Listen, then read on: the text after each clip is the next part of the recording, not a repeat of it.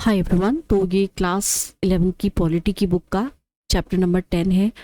यहाँ पे हम बात कर रहे हैं philosophy of the Indian constitution की। तो इंडिविजुअल फ्रीडम पे भी ये इसकी एक फिलोसफी है। और अगर हम बात करें कॉन्स्टिट्यूशन के बारे में तो ये होता है कि ये अपने आप को कमिटमेंट करता है कि हमारा जो कॉन्स्टिट्यूशन है वो हमें इंडिविजुअल फ्रीडम देगा। अब ये जो कमिटमेंट है इसका कॉन्स्टिट्यूशन का, ये मिरेकुलसली नहीं आया है। रादर ये किसका प्रोडक्ट था? जैसे कि इंटेलेक्चुअल पॉलिटिकल एक्टिविटी हुई बहुत सालों तक। उसकी वजह से हमारे जो फोर फादर्स थे, कॉन्स्टिट्यूशंस मेकर थे, उन्होंने सोचा कि इंडिविजुअल फ्रीडम को यहाँ पे रखना चाहिए। As early as the beginning of the 19th century Ram Mohan Roy उन्होंने प्रोटेस्ट किया against curtailment of the freedom of the press by the British colonial state.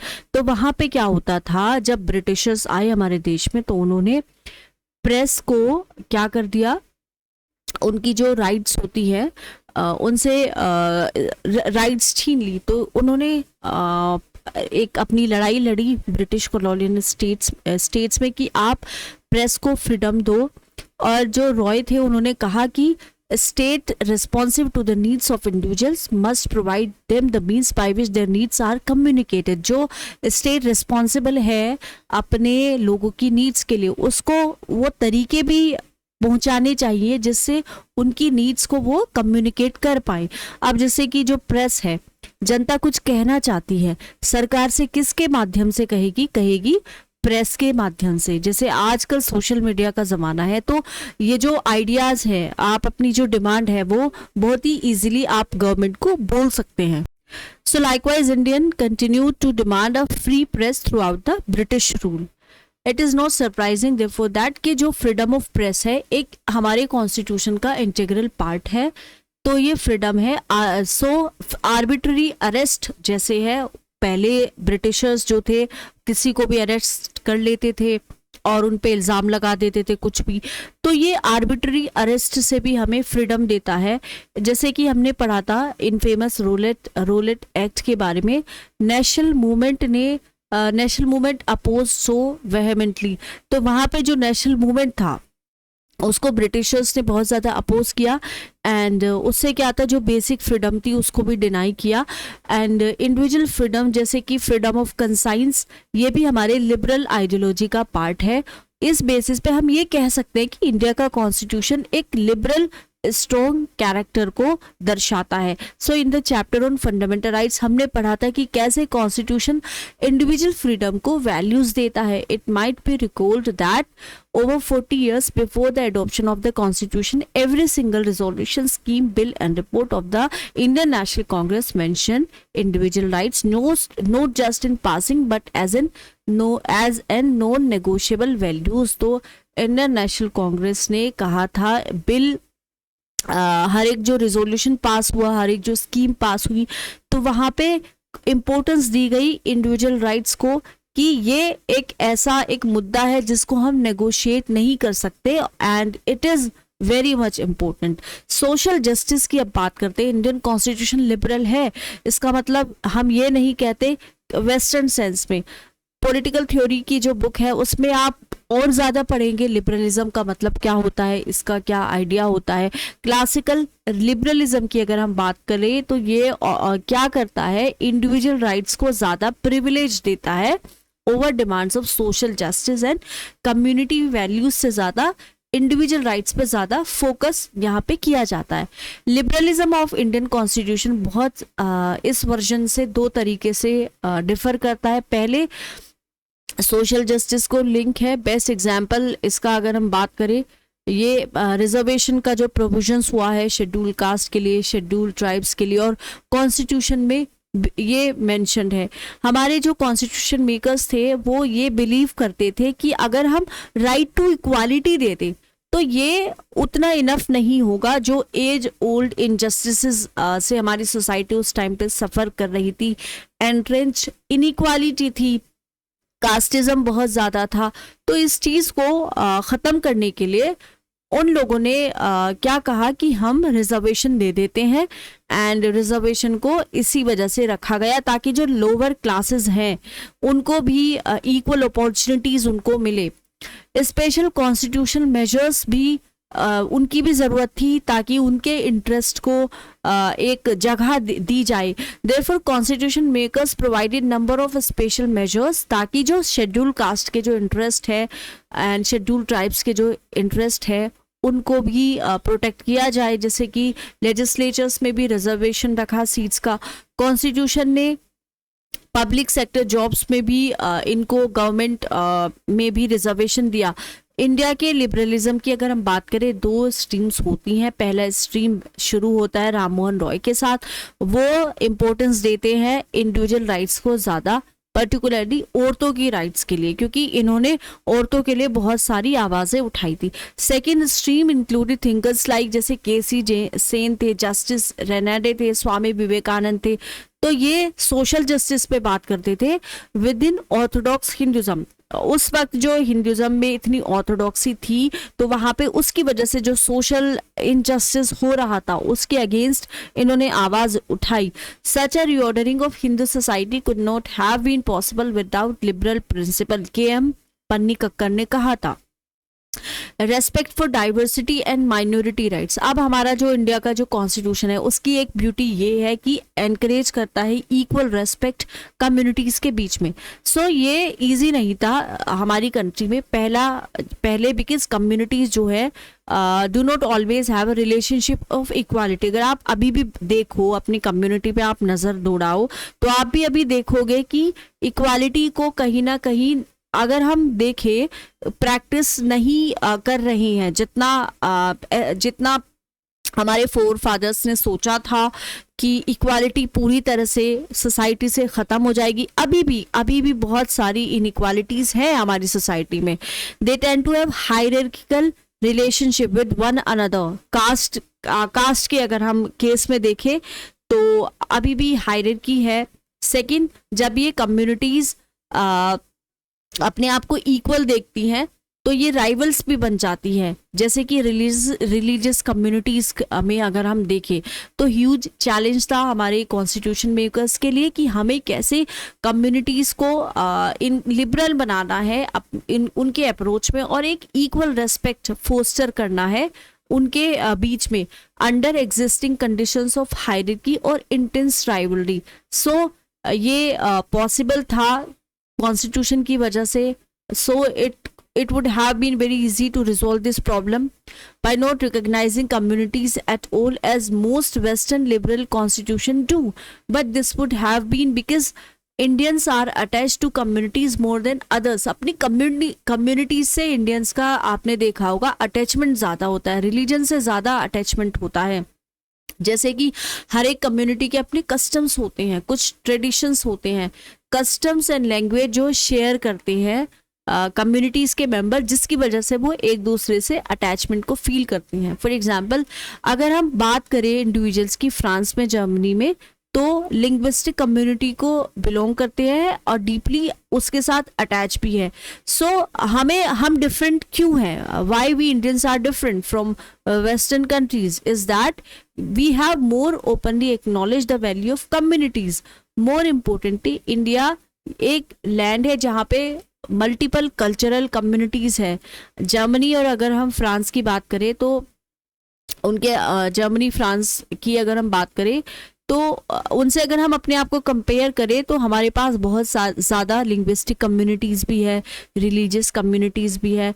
तो ये उस वक्त इम्पोर्टेंट बन जाता था कॉन्स्टिट्यूशन लिखते वक्त हमारे कॉन्स्टिट्यूशन मेकर को कि वो इंश्योर करे कि एक कम्युनिटी सिस्टमैटिकली दूसरी कम्युनिटी को डोमिनेट ना करे।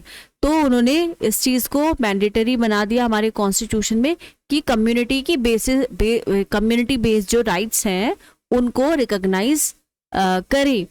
वन सच राइट जो है वो है राइट ऑफ रिलीजियस कम्युनिटी की अपने जो एजुकेशन इंस्टीट्यूशन है उसको एस्टेब्लिश कर सके, रन कर सके। इस तरह के जो इंस्टीट्यूशंस है वो फंड भी रिसीव करेंगे, कहाँ से? गवर्नमेंट उनको देगी।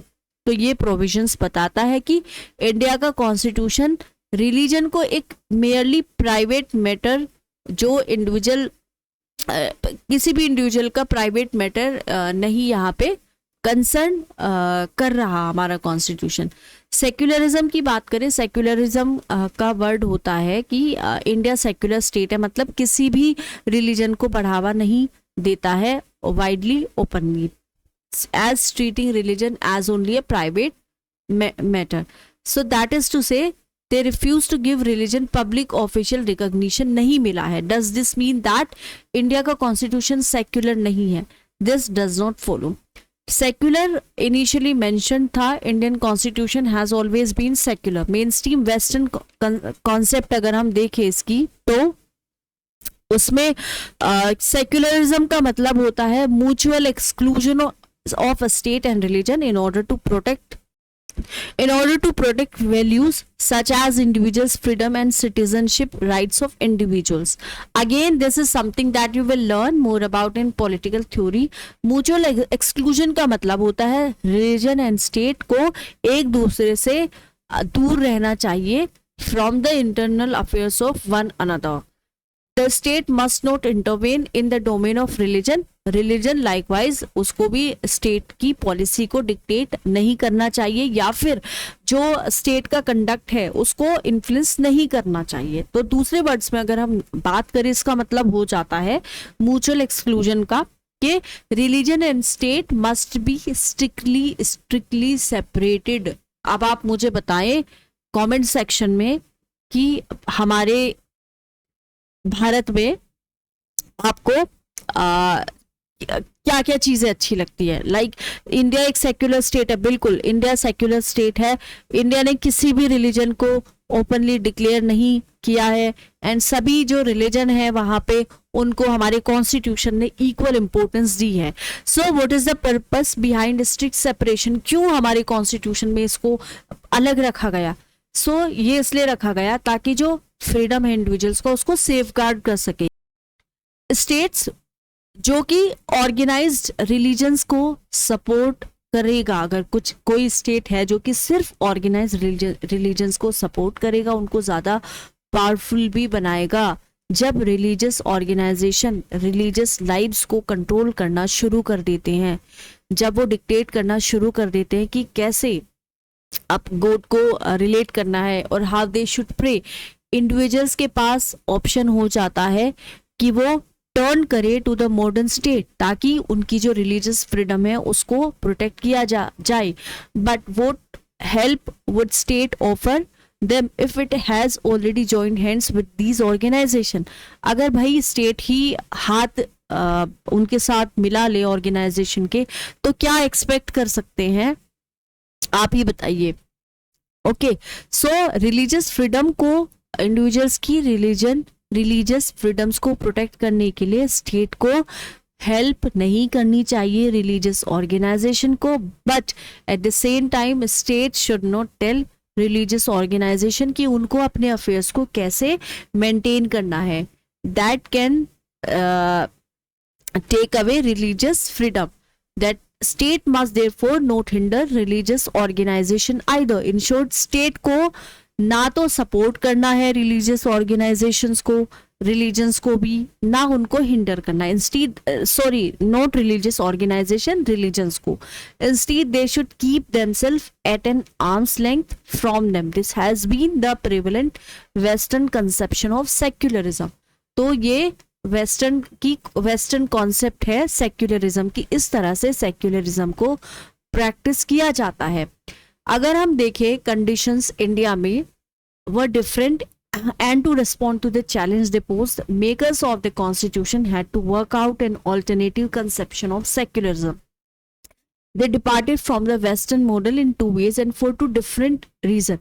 जैसे कि rights of religious groups. First, as mentioned already, उन्होंने इंटर कम्युनिटी की इक्वालिटी को जरूरी समझा as equality between individuals. This was because एक पर्सन का जो फ्रीडम है, सेंस है सेल्फ रिस्पेक्ट की, डायरेक्टली डिपेंड करती थी कि उसका स्टेटस क्या है उसकी कम्युनिटी में। अगर एक कम्युनिटी को डोमिनेट करती है दूसरी कम्युनिटी, तो इसके जो मेंबर्स हैं आप देखेंगे कि वो लेस फ्री होंगे. If on the other hand their relations were equal marked by the absence of domination, then इसके जो members है also walk with dignity, self-respect and freedom.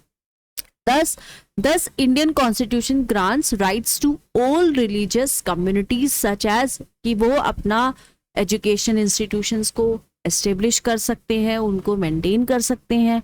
Freedom of religion in India means that freedom of religion of both individuals and communities. States power of intervention. Second, separation in India could not mean mutual exclusions. Why is it so? Because religiously sanctioned customs जैसे कि untouchability deprived individuals of the most basic dignity and self-respect. इस तरह के जो customs थे deeply rooted थे and pervasive थे, that without active state intervention there was no hope of their dissolution. State simply को अफेयर करना इंटरफेयर करना पड़ा in the affair of religion. इस तरह के जो इंटरवेंशन है was not always negative. State could also help religious communities by giving aid to education institution run by them. अब इसका मैं कैसे बात करूं, देखिए हम जानते हैं कि बहुत सारे हमारे जो डिफरेंट रिलीजन है वहाँ पे डिफरेंट ऐसी प्रैक्टिसेस हैं जिससे कहीं ना कहीं ज़्यादातर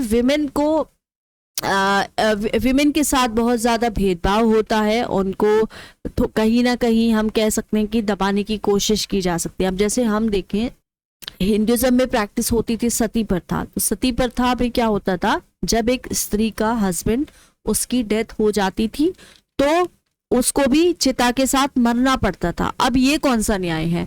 देखिए ऐसा तो कभी आपने सुना नहीं होगा कि रानी की मौत हो गई और राजा सती बन रहा है, राइट, राजा चिता पे लेट के जल रहा है. तो क्यों एक औरत के साथ हमेशा से ऐसे ही हुआ है? चाहे हम औरत को की एजुकेशंस को लेके बात करें, चाहे हम औरत की जो कुछ उसकी राइट्स होती हैं सोसाइटी में, एजुकेशन राइट्स है और उसकी कुछ और भी ज़्यादा फ्रीडम है, फ्रीडम ऑफ एजुकेशन है, या फिर उसकी फाइनेंशियल राइट्स की बात करें, तो लेडीज़ को हमेशा से सफ़र किया गया है, हमेशा से उनको लोअर समझा गया है मेन से, राइट. मेन को हमेशा से ज़्यादा इम्पोर्टेंस दी गई है.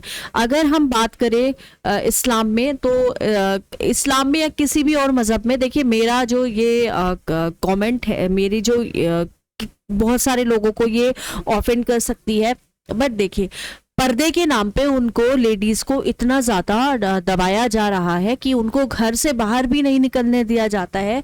और वो पर्दे की वजह से जो अबाया पहनती है, बुर्खा पहनती है, उसकी वजह से लेडीज अपनी एजुकेशन कंप्लीट नहीं कर पा रही हैं, या फिर कहीं ना कहीं उनके साथ भेदभाव हो रहा है.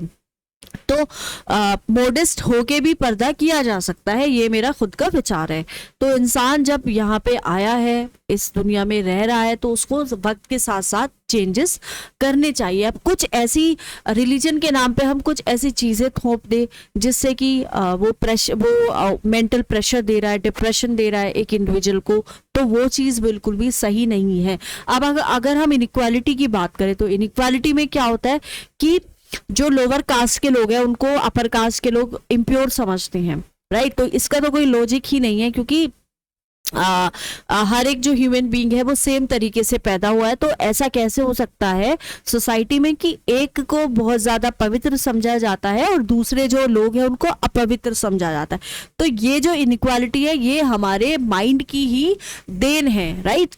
ऊपर वाले ने, खुदा ने, भगवान ने ऐसा कुछ नहीं बनाया. बहुत सारी चीजें तो भाई दुनिया में ही बनी है, दुनिया में ही रिलीजन जो है उनका इजाद दुनिया में ही हुआ है. तो स्टेट में हेल्प और hinder religious communities depending on which mode of action promotes values such as freedom and equality. India में जो सेपरेशन है रिलीजन के बीच में, स्टेट के बीच में, इसका मतलब ये नहीं है कि mutual exclusions, but rather principle distance, a rather complex idea that allows the state to be distant from all religions so that it can intervene or abstain from interference depending upon which of these two would better promote liberty, equality and social justice. तो state को बिल्कुल भी सख्ती से, बिल्कुल strictly बताया गया है कि स्टेट इंटरवेन नहीं कर सकता रिलीजन्स में, रिलीजियस मैटर्स में. We have mention three core features. These can be seen as the achievement of our constitution. पहले हमारा जो constitution है reinforce करता है, reinvents करता है forms किसकी, liberal की, liberal individualisms की. This is an important achievement because this is done in the backdrop of a society जहाँ पे communities values are often indifferent or hostile to individual autonomy. Second, हमारा जो constitution है uphold करता है principle social justice का without compromising on individual liberties. Individual liberties होगी but social justice की भी बात करता है. Constitutional commitment to caste based affirmative action programs shows how much ahead India was compared to other nations. Can we forget that? Affirmative action programs in the US were begun after the 1964 Civil Rights Act, almost 2 decades after they were constitutionally entrenched in India. Third, against the backdrop of intercommunal strife, Constitution uphold करता है इसका commitments, group rights को, right to the expression of cultural particularity. This indicates that जो framers थे India के Constitution के were more than willing to face the challenges of what more than 4 decades later has come to known as multiculturalism. Universal franchise. दूसरे जो core features है उनको हम achievements बोल सकते हैं. पहले it is no mean achievement to commit oneself to universal franchise, especially when there is widespread belief that traditional hierarchies in India are concealed and more or less impossible to eliminate, and when the right to vote has only recently been extended to women and to the working class in stable western democracies. आपने देखा होगा western democracies में भी कि जो right to vote है वो सिर्फ नोबल को, जो अपर क्लासेस के जो बिजनेसमैन है उनको दी जाती थी, लेकिन वर्किंग क्लास को और विमेन को ये राइट्स नहीं दी जाती थी. तो कैसे कैसे जब हमारा सोसाइटी इवोल्व हुई, हमारे कॉन्स्टिट्यूशन में ये सब चीज़ें आई, कैसे लेडीज़ भी अपनी इस राइट्स को लेडीज़ तक ये rights I, right to vote. Once the idea of nation took root among the elite, idea of democratic self-government followed. So, India का जो nationalism है always conceived of a political order based on the will of every single member of society. हमारा अगर हम बात करें political order की तो importance देता है हर एक single जो member है हमारी society का, उसकी values को ध्यान में रखता है, उसकी वैल्यूज की इंडिविजुअल फ्रीडम की बात की गई है. सो ये जो आइडिया है यूनिवर्सल फ्रेंचाइज का सिक्योरली हमारे जो नेशनलिज्म का हार्ट, हमारे नेशनलिज्म के हार्ट में है. कॉन्स्टिट्यूशन ऑफ इंडिया बिल 1895 में आया था, पहला नॉन ऑफिशियल अटेम्प्ट था कॉन्स्टिट्यूशन को ड्राफ्ट करने का इंडिया के लिए. द ऑथर डिक्लेयर दैट हर एक जो सिटीजन है, anyone born in India, उसके पास राइट होगी in the affairs of the country and be admitted to public office. Motilal Nehru report आई थी 1928 की, रीअफर्म करती थी सिटीजनशिप के इस कॉन्सेप्ट को, रीइटरेटिंग दैट हर एक जो पर्सन है किसी भी सेक्स का जिसने 21 ईयर की एज को अटेन कर लिया हो वो वोट दे सकता है. कहाँ पे? हाउस ऑफ रिप्रेजेंटेटिव्स को और पार्लियामेंट में. तो ये जो बहुत शुरू से यूनिवर्सल जो फ्रेंचाइज थी इसको बहुत इम्पोर्टेंट लेजिटिमेट इंस्ट्रूमेंट कंसिडर किया जा रहा था, जिससे हमारा जो नेशन है उसको हम प्रॉपरली एक्सप्रेस कर पाएंगे. फेडरलिज्म की बात करें तो आर्टिकल जो कंसर्न कर रहा है नॉर्थ ईस्ट को, आर्टिकल 375 इंडिया का कॉन्स्टिट्यूशन एंटिसिपेट करता है कि every important concept of asymmetric federalism we have seen in the chapter on federalism that constitution ने strong central government को create किया है. But despite this unitary bias of the Indian constitution, there are important constitutionally embedded differences between the legal status and prerogatives of different subunits within the same federation. Unlike the constitutional symmetry of American federalism, Indian federalism has been constitutionally asymmetric. Unlike the constitutional symmetry of American federalism, Indian federalism has been constitutionally asymmetric. To meet the specific needs and requirements of some subunits, it was always part of the original design to have a unique relationship with them or to give them special status. Article 371A की बात करें तो इसने north eastern state जो है नागालैंड के, उनको special status दिया है. आर्टिकल कन्फर नहीं करता validity on pre existing laws within Nagaland. So हम देख सकते हैं कि बहुत दूसरे स्टेट्स भी बेनिफिशरीज है of such special provisions according to the Indian constitution. Then there is nothing bad about this differential treatment. Although constitution ने ओरिजिनली इसको एनविसेज नहीं किया. इंडिया एक मल्टीलिंगुअल फेडरेशन है, हर एक major linguistic group politically recognised है एंड जो सब है ट्रीटेड है एज इक्वल्स. तो हम कह सकते हैं कि democratic and linguistic federalism of India has managed to combine claims to unity with claims to cultural recognition. Fairly robust political arena exists that allows for the play of multiple identities that complement one another. National identity की अगर हम बात करें, constitution constantly reinforce करता है common national identity. तो जो chapter है फेडरलिज्म पे, आपने देखा है कि कैसे India strives to retain regional identities along with the national identity. So it is clear from what is mentioned above that this common national identity was not incompatible with distinct religious or linguistic identities. Indian Constitution हमेशा से balance करने की कोशिश करता है various identities को, yet preference किसको दी गई थी? कॉमन आइडेंटिटी को under certain condition. So this is clarified in the debate over separate electorate based on religious identity which the Constitution rejected. Separate electorates were rejected not because they foster difference between religious communities as such, or because they endangered a simple notion of nation unity, because they also endangered a healthy national life rather than forced unity. अब हमारा जो constitution है तो ये evolve करता है true fraternity को, जो कि डॉक्टर अंबेडकर साहब का एक गोल था. सरदार पटेल ने भी इसको मेन ऑब्जेक्टिव रखा कि हमें एक वन कम्युनिटी की तरह क्या करना है, इवोल्व करना है. यहाँ तक हमारा चैप्टर ये कंप्लीट होता है. उसके बाद हम पढ़ेंगे प्रोसीजरल अचीवमेंट से. तो लाइक करें, शेयर करें. Thank you so much.